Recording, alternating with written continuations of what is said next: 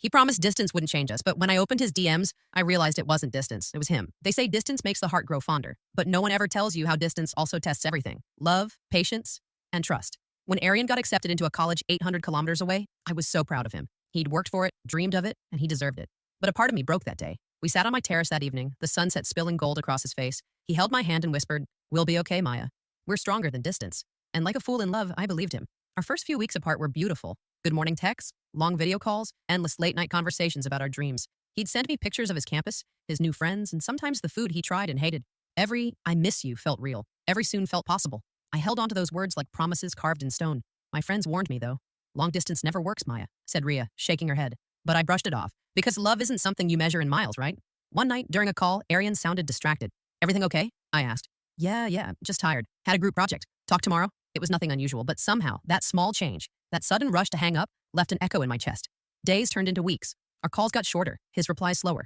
The boy who once couldn't go an hour without texting me now took half a day to respond. I tried not to overthink. I convinced myself he was busy. College was new. Life was fast. And love was patient.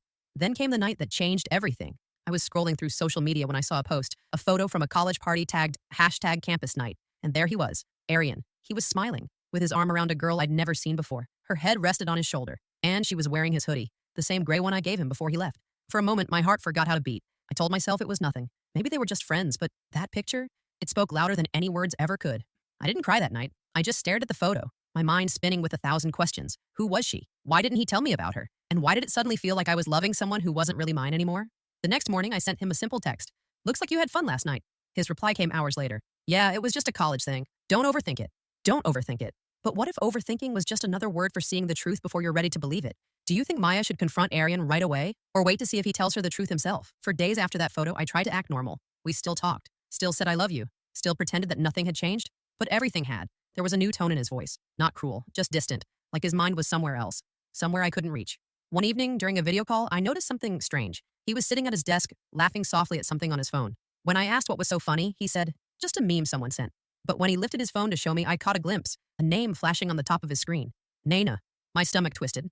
I'd never heard that name before. He noticed my silence. "What?" he asked, still smiling. "Nothing," I said quickly, forcing a laugh. "Just wondering who Naina is." He shrugged. "A classmate." "Chill, Maya. Not everything's a big deal." But it was a big deal, because he'd never mentioned her before, and now she was sending him things that made him laugh harder than I had in weeks.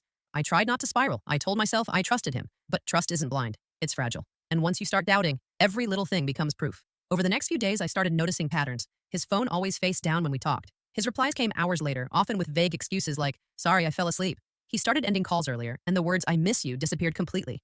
One night, I decided to surprise him. I booked a bus ticket to his city, told my parents I was visiting a friend, and packed the old sweater he loved. I didn't tell him I was coming. I wanted to see his face, his reaction, the truth. But fate didn't wait for me to arrive. It decided to show me everything before I even got there. The night before my trip, I couldn't sleep. I opened Instagram, scrolling aimlessly. Then I saw it, a story from someone at his college. There was music, lights, people dancing, and right there in the corner of the frame was Arian, holding Nina's hand. Not just holding it, fingers interlocked, laughing, swaying together under neon lights. My chest went cold. The sound of my heartbeat drowned everything else. I replayed it again and again, hoping I was wrong. But I wasn't. The boy who used to whisper love through screens was now smiling at someone else like she was his whole world. That night, I didn't text him, didn't cry, didn't scream. I just sat there staring at the ceiling, trying to understand how something so beautiful could fall apart so quietly. By morning, I canceled my trip. He didn't even notice. Because when someone's already gone, they stop missing your presence, long before they ever say goodbye. If you saw something like that on social media, would you confront your partner immediately or stay silent to see how far the lie goes? The next few days felt like walking through fog. Everything looked the same, but nothing felt the same. I woke up, brushed my hair, smiled at my parents, went to college. But it was all mechanical. Inside, my thoughts kept replaying the same scene. Arian's fingers interlocked with hers. He texted me that morning. "Hey, sorry I've been busy. How's your day going?" I stared at the screen for a full minute before replying. "Fine. You?" His answer came seconds later. "Good. Just tired. College stuff. College stuff." Those two words had become the perfect excuse for everything. That evening, he called. His face appeared on the screen, smiling like nothing had changed. "Maya, you look tired," he said. "Everything okay?" "Yeah," I lied. "Just college stuff." For a moment, our eyes met through the screen, and I wondered if he could see the sadness behind my smile. I wanted to confront him, to scream, to ask, "Who is Naina? Why are you holding her hand? Why are you laughing like that with her?" But the words got stuck in my throat, because sometimes silence hurts less than the truth. I told myself I'd wait. Maybe I was overreacting. Maybe that video meant nothing. Maybe he'd explain everything when the time was right. Days turned into weeks again. We still talked, but every conversation felt shorter, emptier. I noticed how his camera was always off now, how his voice lost its warmth. Then one night, he didn't answer my call. No text, no message, nothing. I stayed up until 2 a.m. staring at my phone. Finally, I typed, "Are you okay?" No reply. The next morning, he texted back, "Sorry, fell asleep. Don't be mad, okay?" But I wasn't mad. I was just tired. Tired of pretending. Tired of being the only one still fighting for us. I opened his Instagram again, something I'd stopped doing because it hurt too much. And there it was, a new post, a picture of a sunset. And in the reflection of his sunglasses, I saw her, Nina, sitting right beside him. My breath caught. I scrolled down to the comments. She had written, "Perfect day." And he'd replied, "Always with you." That was the moment I realized. There was no us anymore. But I still didn't confront him, because deep down I wanted him to confess. I wanted him to care enough to admit what he'd done. I wanted the truth, but not like this. And when someone chooses silence over honesty, that's when you know they've already chosen someone else. Would you confront someone you love if you knew they were lying? Or wait, hoping they'll tell you the truth on their own? It was a Thursday evening, humid, dull, one of those days where even the air feels heavy. I was scrolling absent-mindedly through Instagram when I got a message request. It was from a girl named Ritu. I didn't recognize her. Her message said, "Hey, I think you should see this. I'm sorry if this hurts you." My heart immediately started racing. I clicked the message and there it was. A series of screenshots. Arian and Nina, their chat. Arian, "She's just a friend. Don't worry. I'll tell her soon, Nina. Promise me you will." I hate keeping secrets, Arian. Promise. I felt the world tilt for a second. My throat went dry. My hands shook so badly that I almost dropped my phone. It wasn't just a misunderstanding. It wasn't innocent. He'd lied to me. He'd called me his best friend to her and his girlfriend to me. Every sweet word, every promise, every "I love you" replayed in my mind, now covered in dust and disbelief. I didn't cry at first. I just sat there, staring at the screen, rereading the messages like maybe I'd misread something. Then Ritu sent one last text. "They were together at the cafe last week. I thought you should know," I whispered to myself. "Last week?" But that's when he said he had exams. It hit me like a punch to the chest. The missed calls, the vague excuses, the late replies. It all made sense now, and for the first time in months, I didn't feel sad. I felt angry. Not because he loved someone else, but because he made me feel stupid for trusting him. That night, I didn't confront him. I didn't beg for explanations or closure. Instead, I screenshotted everything, every message, every lie, every heart emoji that wasn't meant for me. And then I did the one thing I never thought I'd have the courage to do. I blocked him, everywhere. No goodbye, no final message, just silence. Because some people don't deserve closure. They deserve consequences. For days, I didn't eat properly, I didn't sleep. But slowly, the pain began to turn into strength. It's strange how heartbreak can destroy you and rebuild you at the same time. I looked at myself in the mirror one morning and realized I was still standing, still breathing, still me. And that's when I decided I wouldn't let his betrayal define my story. If you found out your partner was lying to you, would you expose them or walk away silently like Maya did? It had been 3 months since I blocked Arian. 3 months of silence. 3 months of trying to find myself again. At first, I'd wake up every morning expecting a message, something, anything, but there was nothing. No calls, no texts, no apology. And strangely, after a while, that emptiness stopped hurting. It started to feel peaceful. I focused on me again. I went back to my painting classes. I reconnected with friends I had ignored because I was always waiting for him. Bit by bit, I rebuilt the parts of me that I had given away to someone who didn't deserve them. Then, one evening, out of nowhere, my phone buzzed. It was an unknown number. The message said, "Maya, please, just hear me out once." My chest tightened. I didn't need to check who it was.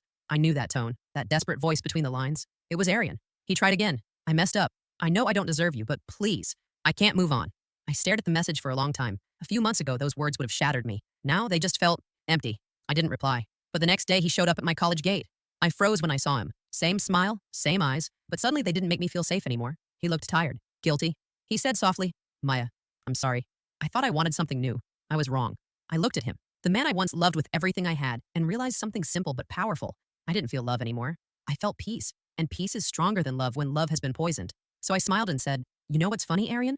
I waited for your apology for months, and now that you're finally saying it, I don't need it." He looked shocked. "Maya, please," I interrupted. "You taught me something important. When someone truly loves you, they don't make you beg for honesty." He didn't have an answer. He just stood there, staring at me like he was seeing a stranger. Maybe he was, because I wasn't his Maya anymore. I turned and walked away. This time, for good, and for the first time in a long time, I didn't cry. Later that night, I wrote in my journal, "He was my lesson, not my loss." And that's the truth. Sometimes the person who breaks your heart is the one who teaches you how to protect it. If your ex came back begging for forgiveness after betraying you, would you give them another chance or walk away like Maya did? I remember sitting by my window one rainy afternoon. The world outside was quiet, raindrops racing down the glass, thunder whispering somewhere far away. It was the kind of day that makes you think too much. And so I opened my notebook and began to write. "Dear Arian." My pen paused after the first word. Even writing his name felt strange, like calling out to a ghost. But I kept going. "I'm not writing this to blame you or to make you feel guilty. I just need to let it out." The words I carried for too long. I told him everything. How I used to stay up late waiting for his texts. How my heart would skip a beat every time his name appeared on my screen. How I believed every promise, every forever, like a fool who thought love could conquer distance. Then I wrote about the pain, the screenshots, the lies that cut deeper than any goodbye, the nights I cried myself to sleep, wondering what I did wrong. "You broke me, Arian." But maybe. Breaking me was the only way I'd ever find myself again. I confessed how angry I was at first, at him, at myself, at love, but anger eventually faded, replaced by something quieter. Acceptance. "I forgive you." Not because you deserve it, but because I deserve peace.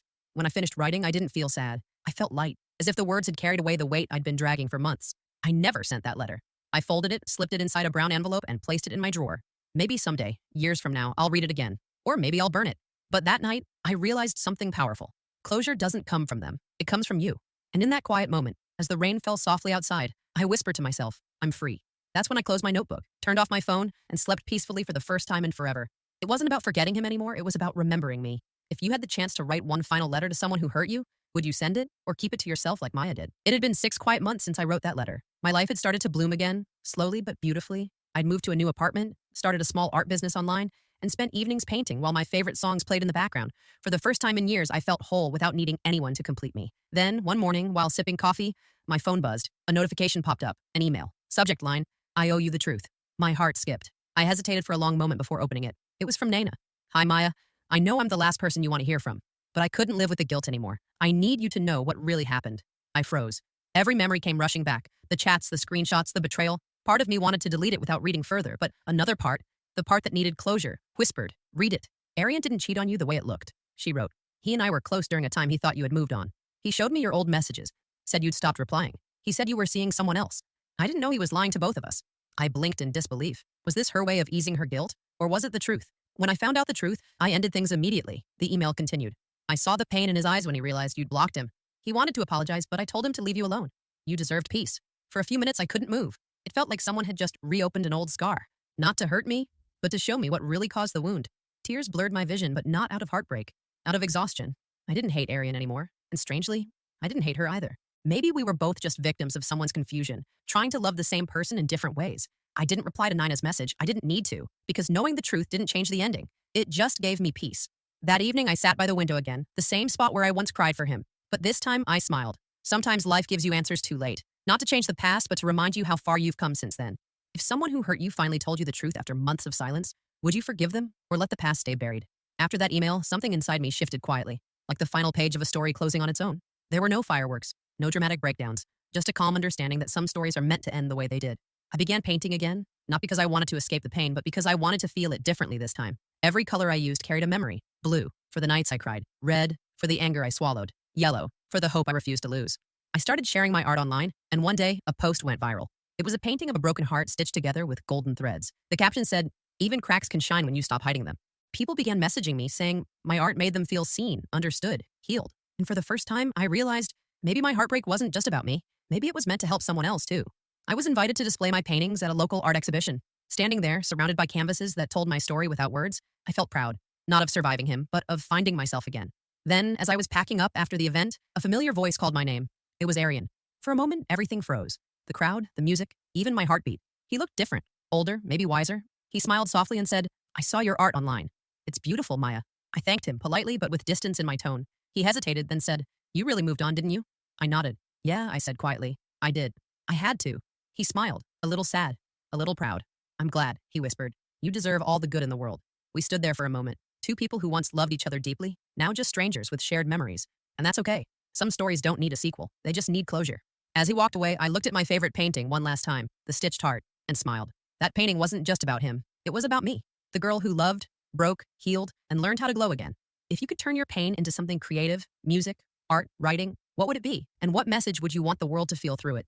A few months after my first show, I got invited to another exhibition, this time in Mumbai. It was my biggest opportunity yet, a national art event with collectors, critics, and hundreds of visitors. I spent weeks preparing, painting late into the night, pouring my heart into every stroke. This time, my collection was called The Distance Between Us. Each painting reflected a stage of healing, from heartbreak to hope. On opening night, I stood by my display, nervous but proud. People admired my work, asked questions, even bought a few pieces. It felt surreal, that something born from pain could now inspire peace. Then, as I was greeting visitors, a man approached me. He looked to be in his late 20s, tall, with kind eyes that seemed to notice everything. He smiled and said, You're Maya, right? The artist behind The Distance Between Us? I nodded, trying to hide my nerves. Yes, that's me. He looked at the painting of the stitched heart, the one that started it all. That piece, he said softly. It feels like it's been through a storm, but it survived beautifully. His words caught me off guard. Most people commented on the colors or the style, not the emotion. I smiled. That's exactly what it's about. Surviving beautifully.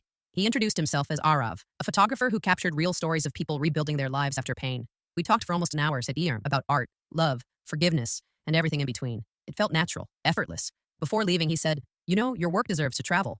Maybe we could collaborate sometime? My lens, your colors? Something in his tone made me curious, not romantically, but deeply inspired. It had been so long since I'd met someone who didn't remind me of my past. The next week, he emailed me with a proposal for a joint project, Stories That Heal, a fusion of photography and art, capturing real human emotions. I said yes, not because I needed a new chapter with someone else, but because I was finally ready to write one for myself. As I started sketching for the project, I realized the girl who once cried over lost messages was now creating stories that healed others. Sometimes the universe waits until you're ready before sending you something, or someone, who truly sees your light.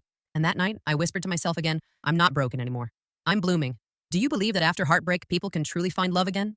Or do they just learn to love differently? A year later, I found myself standing in a bright, sunlit gallery in Delhi, surrounded by my art and Arav's photographs. Our project, Stories That Heal, had become a nationwide exhibition. Every wall told a different story of heartbreak, resilience, and rebirth. And for the first time, I didn't just feel proud, I felt fulfilled. As people moved through the gallery, I watched them smile, tear up, pause, and whisper to each other. That's when it hit me, my pain had found purpose. Every tear I cried once upon a time had turned into color, into strength, into something worth sharing. After the event, Arav walked up to me, holding 2 cups of coffee. He handed me one and said, You know, Maya, this is just the beginning. I smiled, taking a sip. Of what? He shrugged lightly. Of whatever you want it to be. I looked around at the walls filled with art born from my past and said softly, I think it's the beginning of peace. He smiled at that, the kind of smile that doesn't need words. We didn't talk about love or destiny or the future. We just existed in that moment. 2 souls who had learned that healing isn't about forgetting the pain, but transforming it. Later that evening, as the crowd thinned, I took a quiet walk through the exhibit. I stopped in front of my favorite piece, the letter I never sent. It was framed next to a photograph Arav took of a girl standing in the rain, holding an envelope close to her heart. The caption read, Sometimes closure isn't an ending. It's the start of something new. I smiled, remembering everything I'd been through, the love, the betrayal, the tears, the silence. It all led me here, to this calm, radiant version of myself. And for the first time in years, I whispered with a steady heart, Thank you, Arian, for breaking me, so I could rebuild stronger. As I walked out of the gallery that night, the city lights shimmered like stars scattered across the streets. I didn't know where life would take me next, and honestly, I didn't need to because I finally understood. Healing isn't about finding someone new. It's about finding yourself. And that's what I did. I found me, the real me. The girl who once cried quietly into her pillow now smiled fearlessly at the world. The distance that once broke me had now built me into someone unstoppable. Do you believe heartbreak happens to destroy us or to help us discover who we truly are?